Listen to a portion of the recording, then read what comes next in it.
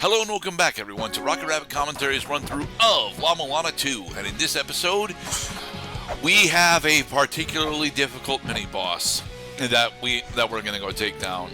But first, we got to go unlock the pathway to her, because, you know, that is something that we have to do.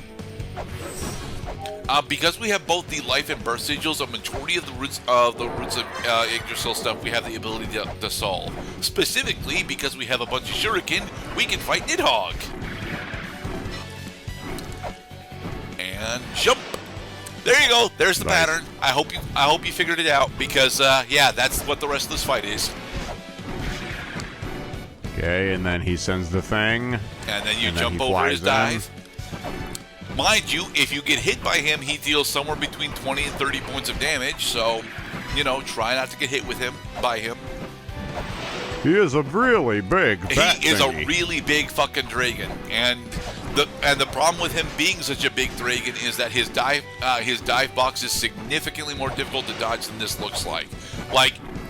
Like specifically, if you attempt to do this fight pretty much any other way, with the exception of using Earth Spears, this fight for most of the game is extremely difficult. I am not entirely certain if any of the melee weapons that we get ever have the ability to safely attack Nidhogg, because of how fucking large he is. I know that there is an achievement for supposedly going through most of the game without using sub weapons. But I recall that achievement being in La-Mulana 1. I think it's almost literally impossible in La-Mulana 2, specifically due to sub-bosses like Nidhogg. And... risky. Yay, well, we perfected Nidhogg. I'd rather fight Nidhogg than the final boss of Sonic the Hedgehog 3. Sonic the Hedgehog 3's final boss is the slam bot, right? The one that has got the insta kill. The slam bot. The insta kill slap attack, right? Is it a slap? It's a grab, and then it's a dunk. Okay. Sometimes it's a bop, other times it's a poke. But yeah, you have to get the timing absolutely perfectly precise, so that not only does Sonic hit Dr. Robotnik, but Sonic does not get hit at zero rings. Okay. In this room is the treasure that we absolutely need to get. The grapple claws here. Also, we just passed up Lameza and Sean shivering to death because, yeah, they are in here. The scythe-wielding fairies, which I believe are called Noose something or other, they are the Mushuus. They are, in fact, the most terrifying, the most and second most terrifying enemy in this area. We are not going to be in Ice Fire Tree Trap for long. We are just here to get the grapple claw. Now we have the ability to stick to walls and kick off. It's very, very nice, and it is required for where we are going in this part eventually. But first, we have other mini bosses to go kill. Nice. Finally, I can hit the wall spider. Trying to think. Do we ever? Yes, we actually do deal with a wall spider eventually, but she's actually not that big of a deal.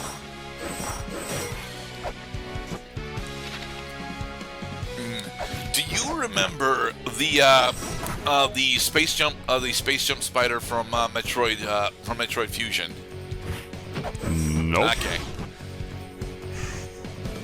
Anyway, hey Ratatusker, we have to take Ratatusker down now. Thankfully, since we have the chain whip, we have the ability to somewhat effectively deal with him in melee if we can actually, you know, stay close to him. The problem, of course, being is that every sub boss in the game has got, you know, not only decent projectile attacks but relatively powerful melee attacks as well. Ouch. I see. So he's trying to like get some space between he and us. Yes. He and us.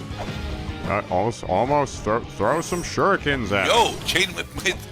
The chain whip does, I think, technically either 3 or 4 points of damage, whereas the shurikens are a flat 1. And yes, that does end up mattering. Okay, Mulbrook fell into the trap that we are about to explore. Nice to get these passive updates while we're playing. We have to check our messages to see, like, oh no, Ashley just got captured. You're supposed to actually use the spear in order to press those buttons, but I've got Caltrop, so I decided to use it. This puzzle, if you do not solve this puzzle correctly, it instant kills you. What you need to do is use the rolling shuriken in order to hit the switch that's down there that you didn't see, but is definitely down there. And then, once the purple eyes statue has faded away, that makes it so the poison gas trap no longer triggers. I remember these elephant guys from La-Mulana 1. You should, because the behemoths actually were in La-Mulana 1 as a later game enemy. It's one of these smaller things that ends up being a small problem throughout La-Mulana 2, is that it starts about as hard as about halfway through La-Mulana 1, and then it gets to about as hard as La-Mulana 1 relatively quickly. They very explicitly have expected you to not only play but have successfully beaten La-Mulana 1 before you start your adventure in La-Mulana 2. Well, you got to figure that because they give you new abilities in this game, that they had to reset what is a good difficulty balance based on not only what you can do, but what you can get good at doing. I understand that concept. It's very poorly done here, because a majority of the additional difficulty in La-Mulana 2 actually comes from its combat, not its movement, and a lot of our new abilities are very specifically movement tweaks, like the ability for Lumisa to actually change her jump ascent while she's ascending. That is something that Lumisa would have fucking killed to have, but he didn't have it, so.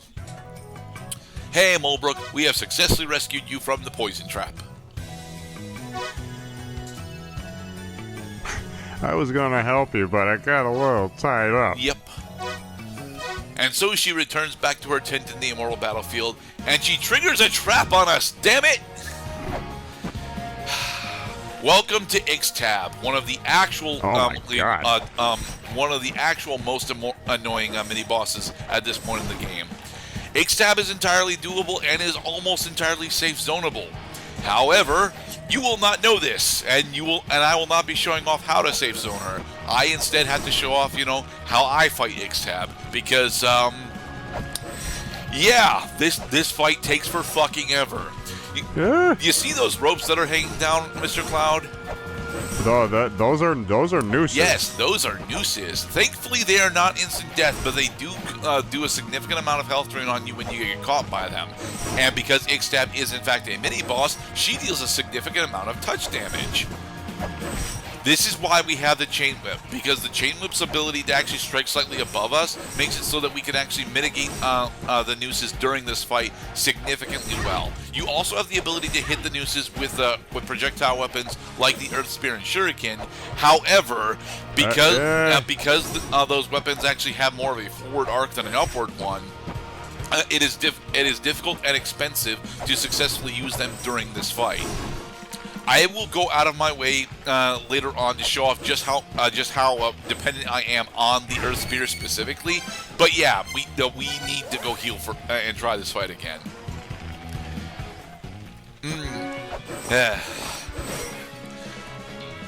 Well, at least we didn't die. Yes, we didn't die, which means that we can go talk to Mulbrook in the Immortal Battlefield. But that's most of what we unlocked. Well, we did unlock a safe passage back to Ixtab, which is nice.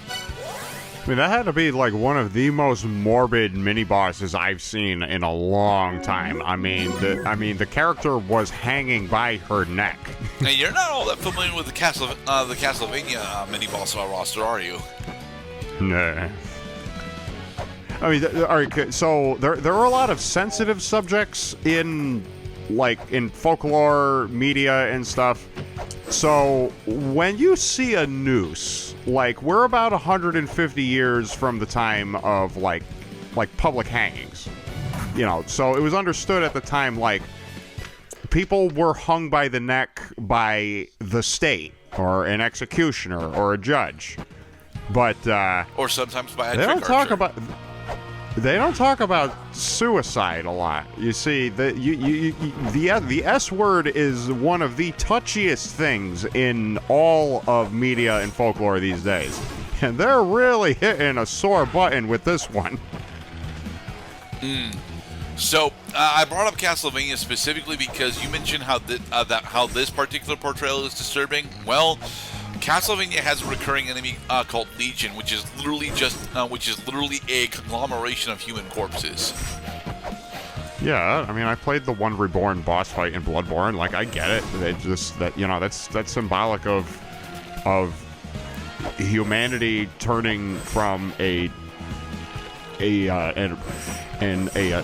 what am I trying to say? A population, yes, a population of individuals, but instead stripping from every last one of those souls their own unique humanity and identity and just cramming them into one abomination. Yeah, that is disturbing to me. I'm sorry that I fight Ixab so slowly, but I have to do it this way for safety purposes, because otherwise Ixab will melee combo me to death. It doesn't look like she has. It doesn't look like she has all that much melee potential because she doesn't have any projectile attacks, and she's just swinging back and forth. But I promise you, her melee attacks actually do hurt. You saw it last time where it was doing like 18 points of damage to me. 16 with just contact. So you can't hit this character in the legs. I register because you have to hit her in the not been fucking attacking it. You got to hit her in the head. Every time she swings back and forth, it makes those stretchy rope sounds. This is like, I was gonna say, okay, maybe now that I've spent some time with this boss, now I was like, okay, you're not so bad. You're just a little unnerving at first. It kind of feels like puppet strings. That is more or less the effect that they're trying to go for with her. So, by successfully taking out Ixab, we have the ability to press this particular pedestal. God damn it, Pitts! So, betrayed by my own floor. We've gone over my complaints about enemy density before, specifically in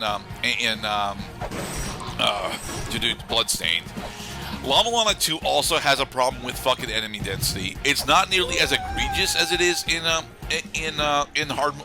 Bloodstained hard mode, but it can very easily get there, especially towards the very end of the game, which we will not be showing off. Although there are points towards the end of the game that we will be showing off where it gets very fucking egregious. These 3 tablets are extremely important. This is what these 3 tablets tell you is effectively how you're supposed to be progressing into the midpoint of La-Mulana. It will give you the Ankh for boss number 4, where to go in order to get the feather, and where to go in order to get Mjolnir. Yes, Mjolnir is in this game. And oh look, a treasure chest, Mr. Cloud. Let's go get it. Way over there. Hey, do you happen to notice that there are skeletons by that treasure chest? Couple of them. Would you like to know as to why there are skeletons by that treasure chest? Because adventurers have died trying to get that treasure. Yes, they have. Anyway, we need to press this pedestal specifically so that we have another way into this boss fight later. We can't actually do this boss fight yet because it's Kujata. We need to go and do a small fetch quest first.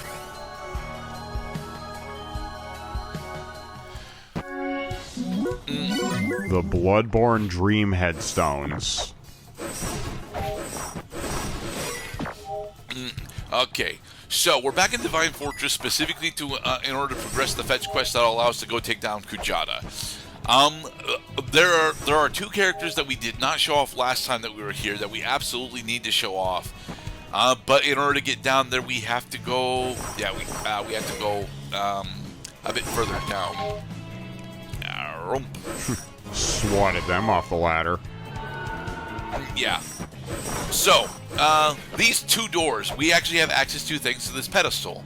and we need to talk with them. Behold, Eitri. Now, yes, these are the two Norse dwarves, Eitri and a broker.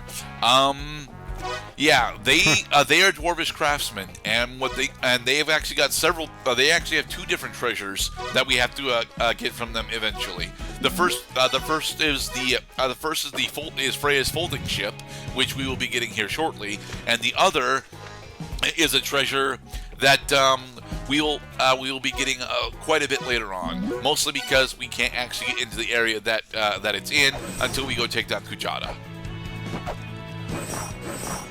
Oh, so you have nothing else to do here. Well, get the hell out.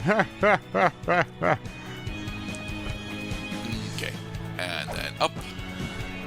The Flying Paladins. No, those are Valkyries. Palladians have much different magic. Uh-oh, we've been spotted. There we go. Got a little health. Oh, get the orb. Yay. Wow, that's a fucking full restore. Nice. Well, yeah, you've seen this. You've seen this actually successfully level up during the game already, and it's the same mechanic. Oh, that was a level up. I don't like calling it that, but that is what the game actually refers to it as. The soul orbs are supposedly experience points. They're not. They are effective. They are effectively a hey, it's going to take this long in order to earn a full restore meter. I think it's better than. This might even be better than Skyrim's level up system, because when you level up in Skyrim, you can just hang on to that level up until you absolutely need to, and then just enjoy a full restore. Hey, Thor. You will struggle unless you borrow the power of birds moved by a golden key. He's referring specifically to the feather, and we did just actually show off all three of the tablets that tell us how to go get the feather. Also, we've got the Death Village ROM. Yes, as Annotations Gerdat is failing to mention here, there are a bunch of different ROM combinations in the game, and unfortunately, you are going to need to know about half of them. Thankfully, it's not Elder Zelpa that tells you what the combinations are. He tells you where the ROMs are about 2/3 of the way through the game. One of the NPCs that we regularly commune with actually does tell you what ROM combinations there are, and even what they do. So that's honestly very nice. Death Village is actually part of a particularly powerful ROM combination that we won't be able to fully utilize until.